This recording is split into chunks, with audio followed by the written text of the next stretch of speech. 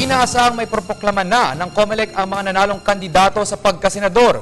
Ito ay matapos na ipagliban kahapon ang proklamasyon dahil sa mabagal na pagdating ng mga certificates of canvass mula sa iba't ibang mga probinsya.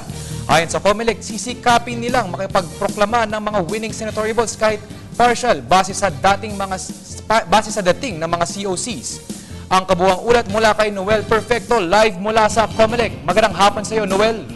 Magandang hapon. Pipilitin ng National Board of Canvassers ng COMELEC na maiproklama na ngayong araw na ito ang 5 hanggang sa 6 na mga nanalong senatorial candidates.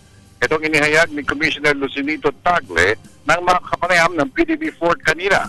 Ang kay Commissioner Tagle, ang mahalaga ay may sagawa na ang proklamasyon at saka na lamang nila sasagutin ang ilang pang mga nakahain na katanungan na may kinalaman sa mga political parties' concerns. Pwede may kinalaman pa rin sa pagkakabalam dumadating ng mga COCs o Certificates of Candidacies or rather Certificates of na dumating mula naman sa probinsya.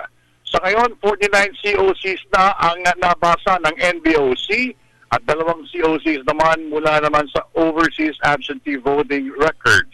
Samantala, hinihiling naman ng UNA o United Nationalist Alliance Party sa COMELEC na magsagawa ng masusing investigasyon sa matinding interference umano sa transmission ng returns kahapon.